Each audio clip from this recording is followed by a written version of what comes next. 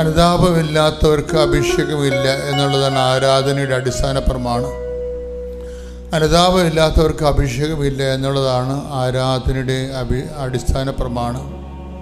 അതുപോലെ തന്നെ ഒരു പ്രമാണമാണ് ദൈവത്തെ സ്നേഹിക്കാത്തവർക്ക് ആരാധിച്ചതൊക്കത്തില്ല. കർത്താവേ, ഈ പ്രഭാതത്തിലെ ഓരോ പ്രഭാതത്തിലും അങ്ങയുടെ ദൈവസ്നേഹം ഞങ്ങളിലെ പുതിയ അഭിഷേകം നൽകുന്നത് പോലെ ഇവിടെ കടന്നു വന്നിരിക്കുന്ന ഓരോ മക്കളിലും ഓൺലൈനിൽ പ്രാർത്ഥിക്കുന്നവരുടെ മേലും ദൈവസ്നേഹത്തിൻ്റെ അരുവിയെ ആരാധനയ്ക്ക് പോന്ന ദൈവസ്നേഹത്തിൻ്റെ അരുവിയാൽ ഞങ്ങളെ അഭിഷേകം ചെയ്തുകൊണ്ട് ആരാധിക്കുവാൻ യോഗ്യമാക്കണമെന്ന് പ്രാർത്ഥിച്ചുകൊണ്ട് സ്തുതിക്കട്ടെ. Hallelujah, hallelujah, hallelujah, hallelujah, hallelujah. ആരാധിക്കാൻ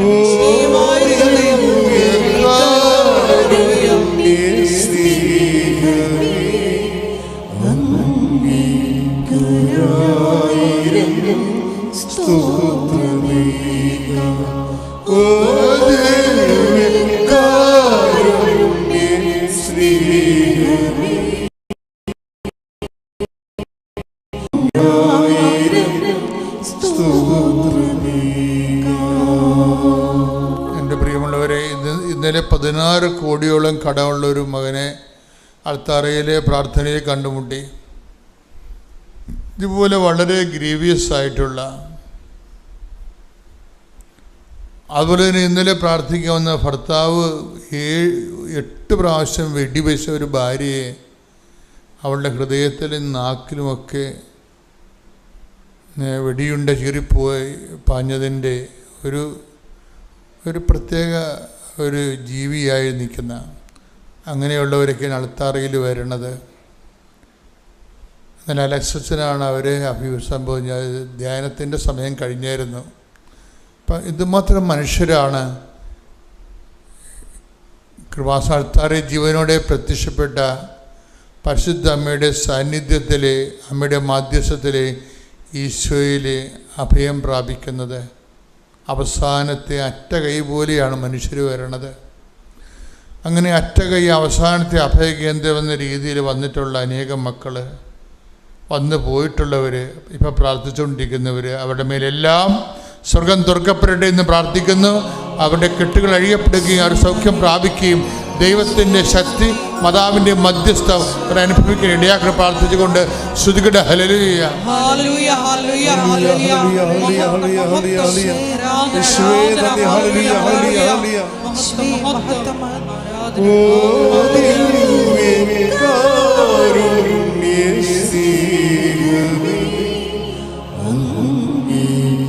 അങ്ങേയ്ക്കായിരം സ്തോത്രമേ. ഓ ദൈവമേ, കാരുണ്യസീമേ, അങ്ങേയ്ക്കായിരം സ്തോത്രമേ. വേറെ ഒരു സങ്കടക്കാരനെ അൾത്താരയിൽ ഈ കഴിഞ്ഞ ശനിയാഴ്ച കണ്ടെത്തിയത് നമ്മുടെ യമനിലെ വധശിക്ഷയ്ക്ക് വിധിക്കപ്പെട്ടിരിക്കുന്ന നിമിഷപ്രിയയുടെ ഭർത്താവ് ഉടമ്പടി എടുത്തിട്ടുണ്ട്. അദ്ദേഹം എന്നെ വന്ന് പറഞ്ഞപ്പോൾ ബ്ലഡ് മണി കൊടുത്തിട്ട് യമൻ സർക്കാർ സ്വീകരിക്കുന്നില്ലെന്നാണ് പറഞ്ഞത്. അവരതിൽ നിന്ന് റിലീവ്ഡ് ആകാനുള്ള പണം കെട്ടിവെച്ചത്, അത് 8 കോടിയോ മറ്റെന്തുകൊണ്ടാണ് കെട്ടിവെച്ചിട്ട് പോലും, അതിനുള്ള സംവിധാനം ഒരുക്കിയിട്ട് പോലും യമൻ സർക്കാർ അത് സ്വീകരിക്കണില്ല എന്നാണ്. അതാണ് പരിശുദ്ധ അമ്മയുടെ മുമ്പിൽ വെച്ചിരിക്കുന്ന ഈ ആഴ്ചത്തെ ഒരുപക്ഷെ ഏറ്റവും വലിയ നിയോഗം എന്ന് പറയുന്നത്.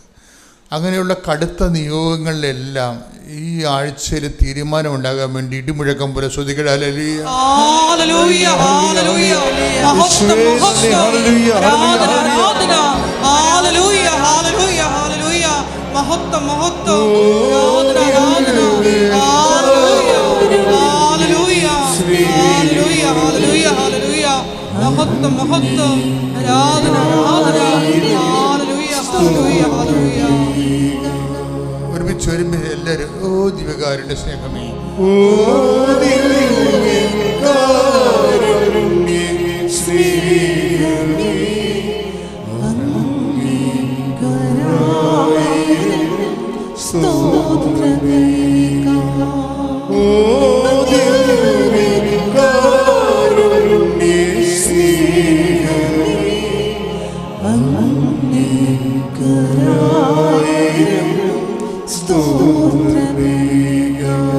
പെട്ടെന്ന് ഈ ഉടമ്പടിയിൽ നമ്മൾ പറയുന്ന എല്ലാ കാര്യങ്ങളും ഉടമ്പടി എന്താ പറഞ്ഞ ഉടനടി പരിഹാരം എന്നല്ല പറഞ്ഞ ഉടമ്പടി പരിഹാരം. അത് ഈ പുതുമനയുടെ സാക്ഷ്യങ്ങൾക്ക് മനസ്സിലാകും നമുക്ക്.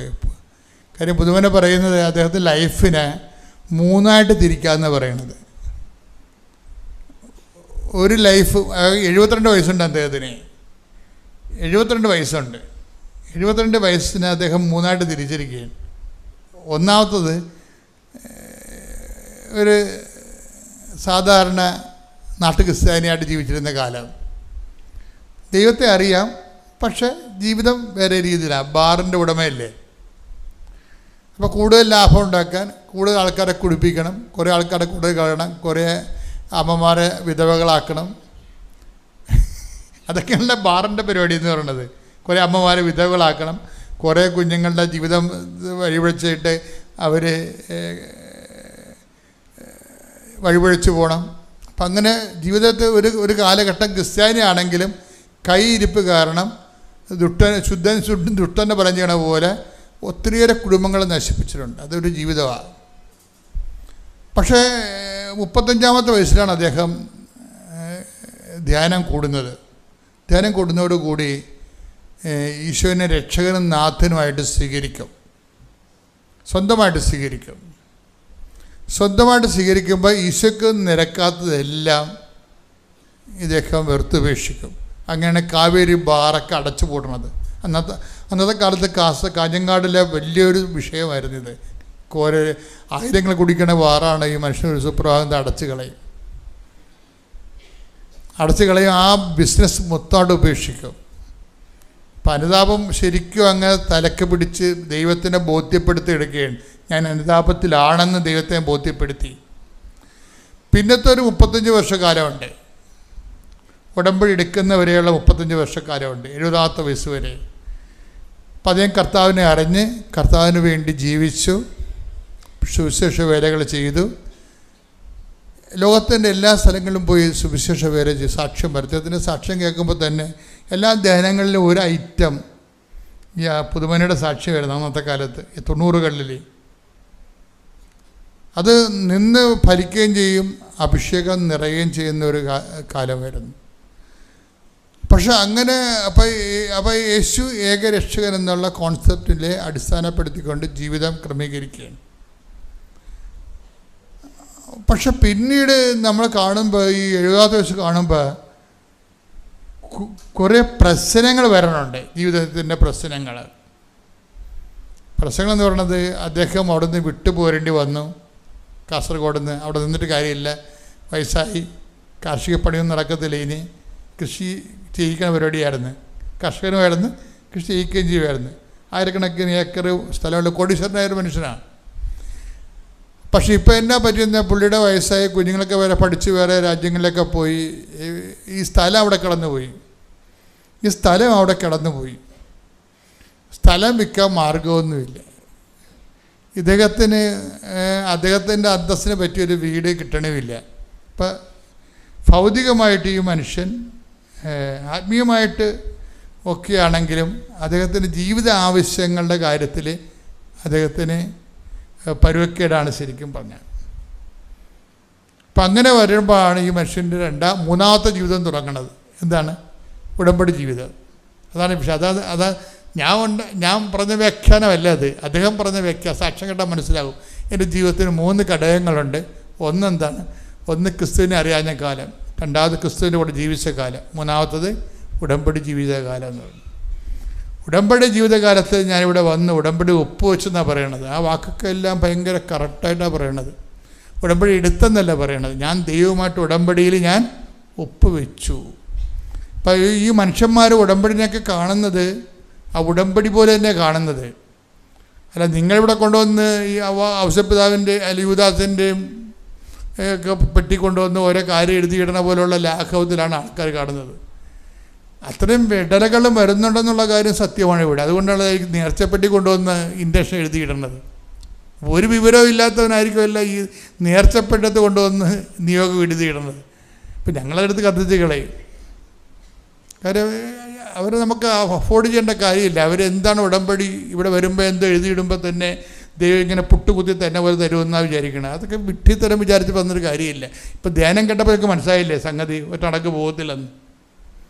കാര്യം മനസ്സിലായില്ലേ? ഇത് മനസ്സിലാക്കിയ ഒരാൾ മനസ്സിലാക്കി ചെയ്യണമെങ്കിൽ സംഗതി സ്പീഡാണ്.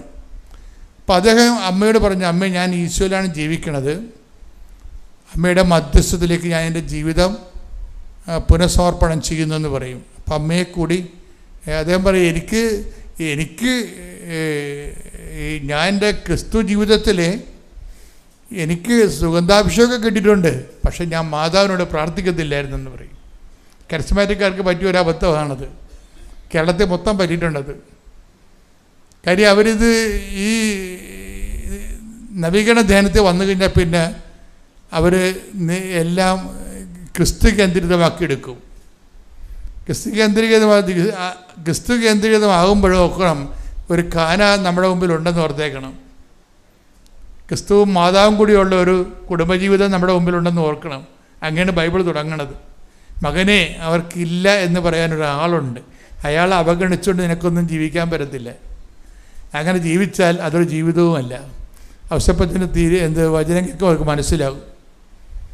ഈ മനുഷ്യൻ വന്ന് മാതാവിന് പറയാം, അമ്മേ ഞാൻ വയസ്സായി, എൻ്റെ സ്ഥലം കാസർഗോഡ് 100-200 കിലോമീറ്റർ അകലെ കിടക്കുകയാണ്, അവിടെ പോയി നോക്കാനും തിരക്കാൻ എനിക്ക് ആരുമില്ല, ആ സ്ഥലമൊക്കെ അന്യാധീനപ്പെട്ടു പോകുകയാണ്, ആൾക്കാർ എൻക്രോച്ച് ചെയ്യുകയാണ്, അവിടെ ഇവിടെയൊക്കെ വഴികൾ കെട്ടി അടച്ചോട്ട് അവിടെ സ്വന്തം ഇടക്കാക്കി തനിക്കാക്കാൻ വേണ്ടിയുള്ള പരിപാടിയാണ്, എനിക്കത് കിട്ടിയില്ല, എൻ്റെ കടം തീരത്തില്ല എന്ന് പറഞ്ഞുകൊണ്ട് ഈ മനുഷ്യന് ഉടമ്പടി വെച്ചിട്ട് അവിടെ നിന്ന് കൊണ്ട് ഉടമ്പടിയുടെ ഉപ്പ് കൊണ്ടുപോയി ആ സ്ഥലത്ത് എത്രയോ ആ സ്ഥലം ഇപ്പോൾ 35 വർഷം ആയിരിക്കാൻ നോക്കണം. 35 വർഷം വിശ്വപ്രമാണം ചൊല്ലി ഉടമ്പടി ഉപ്പ് കൊണ്ട് അവിടെ ഇടും.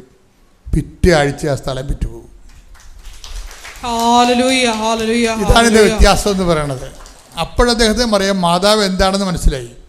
ഇത്രയും നാൾ ജീവിച്ചിരുന്ന ഒരു ജീവിതമുണ്ട്, അമ്മ കൂടി ജീവിതത്തിലേക്ക് വന്നപ്പോൾ ജീവിതത്തിൻ്റെ ഭൗതിക നിലവാരങ്ങൾ മാറുന്നുണ്ടല്ലേ, അതാ വിഷയം. അപ്പം അതുപോലെ തന്നെ അതിന് ശേഷം പിന്നെ വന്നത് കുറേ പ്രമാണം കാണാനില്ല. പ്രധാനപ്പെട്ട സ്ഥലത്തിൻ്റെ ബാക്കിയുള്ള സ്ഥലത്തിൻ്റെ പ്രമാണം കാണാനില്ല. അത് 10-40 വർഷമായി ആ പ്രമാണം കാണാനില്ല. എന്നിട്ട് എവിടെയാണെന്ന് ഒരു പിടിയില്ല.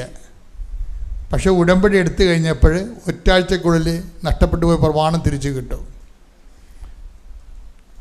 അതുപോലെ തന്നെയാണ് എറണാകുളത്ത് വീട്, അന്ന് വരെ കാണാതിരുന്ന വീട് 2 കോടി രൂപ ലാഭത്തിന് ഒരു ഇയാൾക്ക് വീട് കൊടുക്കുക. എറണാകുളത്തിൽ 5 നിലയുള്ള വീട്.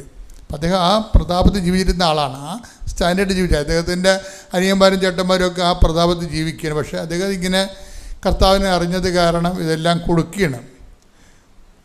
ആ കാസർഗോഡും കുറേ സ്ഥലങ്ങൾ കൊടുത്തു, 25 സെൻറ്റ് വെച്ച് 10-40 പേർക്ക് കൊടുത്തു. അദ്ദേഹം കൊടുത്ത് ജീവിക്കുകയാണ് ശരിക്കും. പക്ഷേ എങ്ങനെ നോക്കുമ്പോഴേ ഈ ലൈഫ് ആശ്രയിച്ച് നോക്കുമ്പോൾ 35-70 കൊല്ലം ഇല്ലാതിരുന്ന മാറ്റങ്ങളാണ് ഉടമ്പടിയിൽ ഒറ്റടിക്കൊണ്ടാണ്. പക്ഷേ അദ്ദേഹത്തിൻ്റെ ഒരു ഗുണമെന്ന് പറയുന്നത് ക്രിസ്തുവിനെ നേരത്തെ അറിയേണ്ടതുപോലെ അറിഞ്ഞു വെച്ചത് കാരണം ഉടമ്പടി അദ്ദേഹത്തിന് എളുപ്പമായി. ഉടമ്പടി ഒരു പോരായ്മ കൂടി മാത്രമേ ആ ജീവിതത്തിൽ ഉണ്ടായിരുന്നുള്ളൂ. ആ ഉടമ്പടിയിൽ കൂടെ പരിശുദ്ധാമ്മ കൂടി കളത്തിലിറങ്ങിക്കഴിഞ്ഞപ്പോൾ വിഷയം മാറി.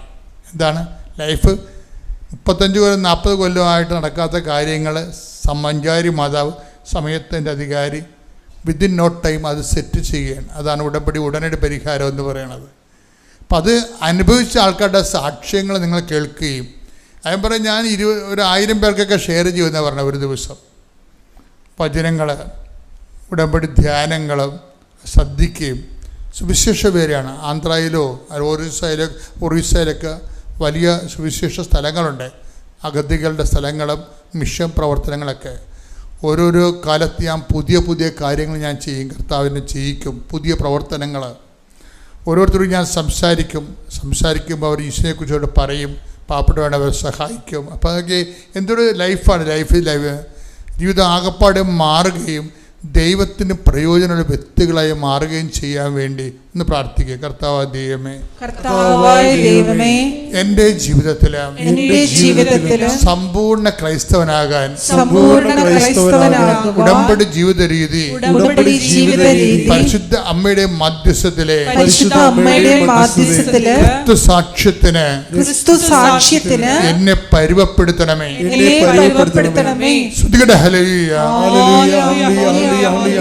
ഉടമ്പടി പുതുക്കാൻ വേണ്ടി വന്നതിന് ശേഷം പിന്നത്തെ തവണ വന്നപ്പോഴേക്കും ഞാൻ ഇൻഹേലറിൻ്റെ ബോക്സായിട്ടും മെഡിസിനായിട്ടാണ് വന്നിട്ട് തിരിച്ചു പോകുന്നതിന് മുന്നേ ഞാൻ ആ ബോക്സ് അമ്മയുടെ നടയിൽ കൊണ്ടുവന്നിട്ട് ആ മെഡിസിനും ബോക്സും കൂടി അമ്മയുടെ അടുത്ത് കൊണ്ടുവന്ന് സമർപ്പിച്ചിട്ട് ഞാൻ പറഞ്ഞു, ഞാൻ 13 വർഷമായിട്ട് ഒരു ദിവസം പോലും മുടങ്ങാതെ ഇൻഹേലർ യൂസ് ചെയ്യുന്ന ആളാണ്. പക്ഷേ ഇന്ന് ഞാൻ ഈ ബോക്സ് മരുന്നും ഇവിടെ ഉപേക്ഷിച്ചിട്ട് പോവുകയാണ്. ഇനി ഞാനത് യൂസ് ചെയ്യില്ല. അങ്ങനെ ഞാൻ മാതാവിൻ്റെ മുൻപിൽ അത് പറഞ്ഞിട്ട് ഒരു കാര്യം കൂടി മാതാവിനോട് ഞാൻ പറഞ്ഞു, ഇനി എനിക്കൊരു ശ്വാസതടസ്സം ഉണ്ടായാൽ അത് അമ്മ തന്നെ ഏറ്റെടുക്കണം. അതിലെനിക്ക് എന്ത് വന്നാലും അമ്മയുടെ കരങ്ങളിൽ ഞാൻ ഏൽപ്പിക്കുകയാണെന്ന് പറഞ്ഞിട്ട് ഞാനത് ഇവിടുത്തെ ഡസ്റ്റ് ബിന്നിൽ പൂർണ്ണമായിട്ട് ഉപേക്ഷിച്ചു. എന്നിട്ട് ഞാൻ തിരിച്ചു പോയി. അന്ന് രാത്രി ഞാൻ ഉറങ്ങുന്നതിന് മുന്നേ ഇൻഹേലറിന് പകരം ഉടമ്പടി തൈലം എടുത്തിട്ട് എൻ്റെ നെറുകയിൽ ഞാൻ ഇട്ടു കുരിശു വരച്ചു, വിശ്വാസ പ്രമാണം ചൊല്ലി. അങ്ങനെ ഞാൻ എല്ലാ ദിവസവും അതാണ് ചെയ്തുകൊണ്ടിരുന്നത്. ഇപ്പോൾ എനിക്ക് ഇൻഹേലർ ഞാൻ യൂസ് ചെയ്യാതിരുന്നിട്ട് 4 മാസം കഴിഞ്ഞു. ഇതുവരെ എനിക്ക് ആ ഒരു ശ്വാസതടസ്സം ഇതുവരെ ഉണ്ടായിട്ടില്ല. അമ്മയ്ക്കും ഈശോയ്ക്കും തിരുക്കുമാരനും ഒരുപാട് നന്ദി. രണ്ടാമത്തെ സാക്ഷ്യം, ഞങ്ങൾക്ക് വെള്ളത്തിന് വളരെ ബുദ്ധിമുട്ടായിരുന്നു. ബോർവെല്ലാണ് ഉണ്ടായിരുന്നത്. ഇപ്പോൾ വേനലാവുമ്പോഴേക്കും വെള്ളം ഒത്തിരി വറ്റി പോകുമായിരുന്നു. ഞാനപ്പോൾ ചില സമയത്തൊക്കെ ഞങ്ങൾ വെള്ളം പൈസ കൊടുത്ത് വാങ്ങുകയാണ് ചെയ്തുകൊണ്ടിരുന്നത്. അപ്പോൾ ഞാൻ അമ്മയോട് പറയുമായിരുന്നു, മാതാവേ, എന്തെങ്കിലും ഒരു മാർഗം ഞങ്ങൾക്ക് കാണിച്ചു തരണേ വെള്ളത്തിനെന്ന്.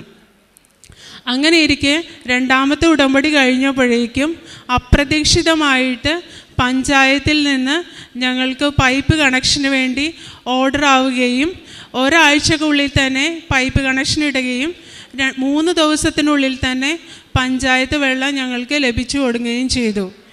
ഈശോയ്ക്കും തിരുക്കുമാരനും 1000 നന്ദി പറയുന്നു. എൻ്റെ പേര് ബിനി. ഞാൻ ചേർത്തലയിൽ നിന്നാണ് വരുന്നത്. ഞാൻ ഉടമ്പടി എടുത്തത് 2022 മെയ് 19-ാം തീയതിയാണ്. ഞാൻ എൻ്റെ മകന് വേണ്ടിയിട്ടാണ് ആദ്യം ഉടമ്പടി എടുത്തത്. അവന് 5.5 വയസ്സായിട്ടും ശരിക്കും സംസാരിക്കത്തില്ലായിരുന്നു. 1-2 വാക്കുകളൊക്കെ പറയത്തുണ്ടായിരുന്നുള്ളൂ. ഇപ്പോൾ എന്തെങ്കിലും ഒരു പെയിനൊക്കെ ശരീരത്തുണ്ടെങ്കിൽ അതൊന്ന് എക്സ്പ്രസ് ചെയ്ത് നമ്മളോട് പെയിൻ ഉണ്ട് എന്നൊക്കെ പറയാനായിട്ട് അവനറിയില്ലായിരുന്നു. അങ്ങനെ ഞാനിവിടെ വന്ന് ഉടമ്പടി എടുത്ത് ഈ മാതാവിൻ്റെ കാശുരൂപവും ഇവിടുത്തെ ഉടമ്പടി നേർച്ച വസ്തുക്കളായ ഉപ്പും തേനും ഒക്കെ മോനെ കൊടുക്കുമായിരുന്നു. അങ്ങനെ കൊടുത്ത് ഒരു 3-4 ദിവസത്തിനുള്ളിൽ തന്നെ നമുക്ക് പ്രകടമായ മാറ്റം, അവന് ശരിക്കും വാക്കുകൾ ജോയിൻ ചെയ്ത് സംസാരിക്കാൻ തുടങ്ങി. അത് ഭയങ്കര ഒരു അത്ഭുതമായിരുന്നു. ഇപ്പോൾ എൻ്റെ മകന് നന്നായിട്ട് സംസാരിക്കും. അതുപോലെ തന്നെ എൻ്റെ മകന് വേണ്ടി തന്നെയാണ്. അവന് ശക്തമായ തലവേദനയുണ്ടായിരുന്നു. അപ്പം 2 പ്രാവശ്യം അങ്ങനെ തലവേദനയും വൊമിറ്റിങ്ങും വന്നപ്പം ഡോക്ടറെ കാണിച്ചപ്പം ഡോക്ടർ പറഞ്ഞു മൈഗ്രെയിൻ്റെ ആരംഭമാണ്. ഇനി 3-ാമത് 1 പ്രാവശ്യം കൂടെ അവന് ഇങ്ങനെ ഹെഡേക്ക് വരികയാണെങ്കിൽ മൈഗ്രെയിൻ്റെ ടാബ്ലറ്റ് തുടങ്ങണമെന്ന് പറഞ്ഞായിരുന്നു. അപ്പം അത് കഴിഞ്ഞിട്ടാണ് ഞാനിവിടെ വന്നിട്ട് ഉടമ്പടി എടുത്തത്. അപ്പം 3-ാമത് ഇതുപോലെ തന്നെ ജൂൺ 1-ാം തീയതി 2022 ജൂൺ 1-ാം തീയതി അവന് ഉച്ച കഴിഞ്ഞ് സ്കൂളിൽ നിന്ന് വന്നു കഴിഞ്ഞപ്പോഴത്തേനും ശക്തമായ ഈവനിങ്ങിൽ സിവിയറായിട്ടുള്ള ഹെഡേക്കും അതുപോലെ വൊമിറ്റിംഗ് ടെൻഡൻസിയും ഉണ്ടായിരുന്നു. അപ്പോൾ ഞാൻ മാതാവിൻ്റെ ഉടമ്പടി തൈലം കുഞ്ഞിൻ്റെ നെറ്റിയിൽ കുരിശ് വരച്ച് വിശ്വാസ പ്രമാണം ചൊല്ലി പ്രാർത്ഥിച്ചു. അത് കഴിഞ്ഞപ്പോഴേക്കും വിശ്വാസ പ്രമാണം കഴിഞ്ഞപ്പോഴേക്കും തന്നെ ആ വൊമിറ്റിംഗ് ടെൻഡൻസി മാറുകയും അവൻ്റെ ഹെഡേക്ക് മാറുകയും ചെയ്തു. പിന്നെ ഈ നിമിഷം വരെ 1 വർഷം ആകാറായി അവന് ഹെഡേക്കും അങ്ങനെ മൈഗ്രെയിനൊന്നും വന്നിട്ടില്ല. അതുപോലെ തന്നെ എൻ്റെ മോന് യൂറിൻ പാസ് ചെയ്യുമ്പോൾ ശക്തമായ പെയിനായിരുന്നു. അപ്പം ഡോക്ടറെ കാണിച്ചപ്പോൾ ഡോക്ടർ പറഞ്ഞത് അവന് സർക്കംസിഷൻ ചെയ്യണം. അത് ഇപ്പോൾ കൊറോണയുടെ സമയമായിരുന്നു ആ സമയത്ത്. അപ്പം കൊറോണ ആയതുകൊണ്ട് ഇപ്പോൾ ഹോസ്പിറ്റലിൽ ഇങ്ങനെ IP ആയിട്ടൊന്നും അഡ്മിറ്റ് ചെയ്യാനൊന്നും പറ്റത്തില്ലായിരുന്നു ആ സമയത്ത്. അപ്പോൾ അതുകൊണ്ട് വീട്ടിൽ തന്നെ കൊറോണയൊക്കെ മാറിക്കഴിഞ്ഞിട്ട് നമുക്ക് അഡ്മിറ്റ് ചെയ്ത് സർക്കംസിഷൻ ചെയ്യാമെന്നാണ് പറഞ്ഞത്. അപ്പോൾ ഒരു ദിവസം ഇതുപോലെ ചൊവ്വാഴ്ച ഞാൻ ഉടമ്പടി ധ്യാനം കണ്ടുകൊണ്ടിരുന്നപ്പോൾ കുഞ്ഞിന് ശക്തമായിട്ട് യൂറിൻ പാസ് ചെയ്യുന്നിടത്ത് പെയിൻ വന്നു. അപ്പം ജോസഫ് അച്ഛൻ ഇങ്ങനെ പറയുന്നുണ്ട് ഉടമ്പടി ധ്യാനത്തിൻ്റെ ഇടയ്ക്ക്, മാതാവ് ഉപ്പിനെക്കുറിച്ച് എഴുതാൻ പറഞ്ഞപ്പോൾ എനിക്ക് അറിയില്ലായിരുന്നു ഉപ്പിന് ഇത്രയും വലിയൊരു അത്ഭുത മഹത്വം ഉണ്ടെന്നുള്ളതെന്നൊക്കെ പറഞ്ഞിങ്ങനെ ജോസഫ് അച്ഛൻ ഇങ്ങനെ പറയുന്നുണ്ടായിരുന്നു. അപ്പോൾ ഞാൻ അപ്പോഴാണ് ഓർത്തത്, കുഞ്ഞിനെ ഞാനപ്പം തന്നെ ഉപ്പെടുത്തിട്ട് ഉടമ്പടി നേർച്ച ദിവസമായ ഉപ്പെടുത്തിട്ട് ഇച്ചിരി വെള്ളത്തിൽ കലക്കിയിട്ട് ഞാൻ കുഞ്ഞിന് യൂറിൻ പാസ് ചെയ്യുന്നിടത്ത് ക്ലീൻ ചെയ്ത് കൊടുത്തു. ആ ക്ലീൻ ചെയ്ത് വിശ്വാസപ്രമാണം ചെയ്യില്ലായിരുന്നു, കുഞ്ഞും പ്രാർത്ഥിച്ചുകൊണ്ട് നിൽക്കുകയായിരുന്നു.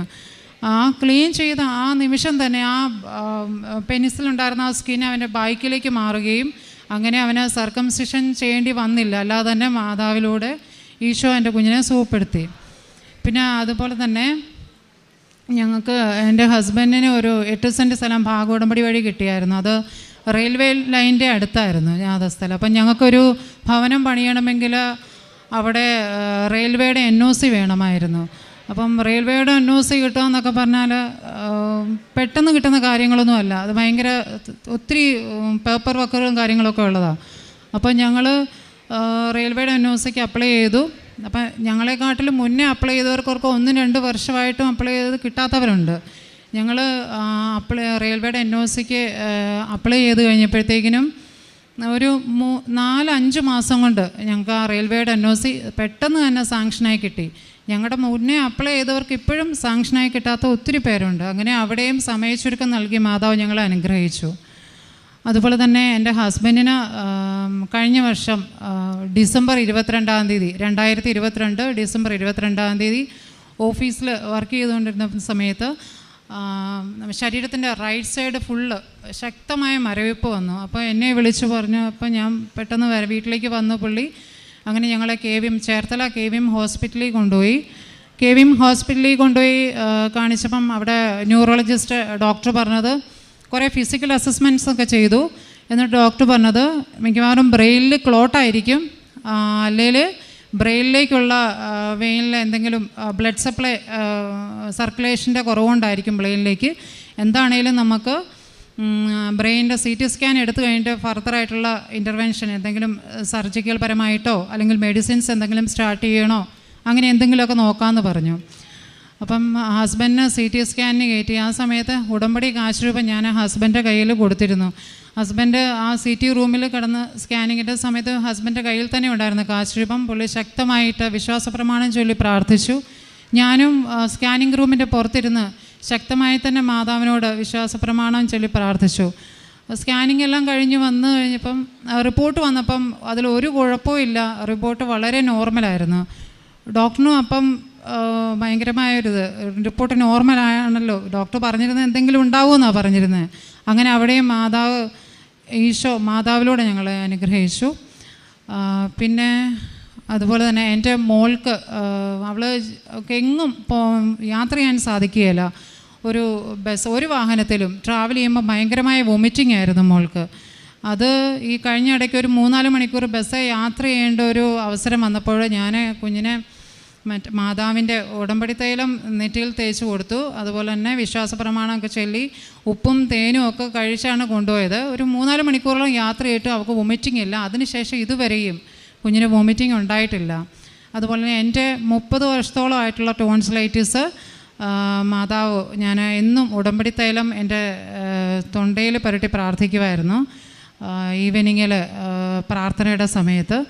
അങ്ങനെ എൻ്റെ ടോൺസിലൈറ്റിസ് ഇപ്പോൾ 1 വർഷത്തോളമായിട്ട് ടോൺസിലൈറ്റിസ് ഇല്ല. അതുപോലെ തന്നെ എൻ്റെ മകളുടെ ടോൺസിലൈറ്റിസും ഇപ്പോൾ 1 വർഷത്തോളമായിട്ട് ഇല്ല. അതും മാതാവ് മാറ്റി തന്നു. പിന്നെ അതുപോലെ തന്നെ എൻ്റെ മകൾക്ക് റെക്ടൽ ഏരിയയിൽ സിവിയർ ആയിട്ടുള്ള ഇച്ചിങ് ആയിരുന്നു. ഒരു 3-4 മാസമായിട്ട് എന്ത് മരുന്ന് കഴിച്ചാലും എന്ത് അപ്ലൈ ചെയ്തിട്ടൊന്നും മാറുന്നില്ല. അവിടെ കുഞ്ഞ് എന്നാ പറയുന്നത് യൂറിൻ പാസ് ചെയ്യുമ്പോഴേക്കും ഇച്ചിങ് എന്ന് വെച്ചാൽ സിവിയർ ആയിട്ട് നമുക്ക് പറയാൻ പറ്റുകയില്ല. കൊച്ചിന് ഉറങ്ങാൻ പറ്റാത്തൊരവസ്ഥ, അവിടുന്ന് ബ്ലഡ് വരെ വരും, ചൊറിഞ്ഞ്. അപ്പം ഞാൻ ഉടമ്പടി എടുത്ത് ആ സമയത്താണ് ഞാൻ ഇവിടെ വന്ന് ഉടമ്പടി എടുത്തത്. അപ്പം ഞാൻ ഉടമ്പടി എടുത്ത് അന്ന് അതിൻ്റെ തലേദിവസം രാത്രിയിലും സിവിയറായിട്ട് ഇച്ചിങ് ആയിരുന്നു കൊച്ചിന്.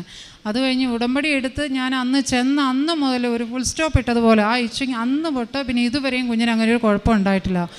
അതുപോലെ തന്നെ എൻ്റെ റൈറ്റ് ലെഗിൻ്റെ മുട്ടയിൽ ഭയങ്കരമായിട്ടൊരു പപ്പടത്തിൻ്റെയൊക്കെ അത്രയും വലുപ്പത്തിൽ ഇതുണ്ടായിരുന്നു, ചൊറിച്ചിൽ. അതിങ്ങനെ ചൊറിഞ്ഞ് പൊട്ടി ഒരു സ്കിൻ ഇൻഫെക്ഷൻ ആയിരുന്നു. ഒത്തിരി മരുന്ന് ഞങ്ങൾ അപ്ലൈ ചെയ്തായിരുന്നു, എന്നിട്ടും അതൊരു മാറ്റവുമില്ല. അവസാനം ഞാൻ നേർച്ച വസ്തുവായ ഉപ്പ് ഉപയോഗിച്ച് മുട്ടയിൽ കഴുകി എല്ലാ ദിവസവും തന്നെ ചെയ്യുമായിരുന്നു. അതിനുശേഷം ഒരു പാട് പോലും ഇല്ലാതെ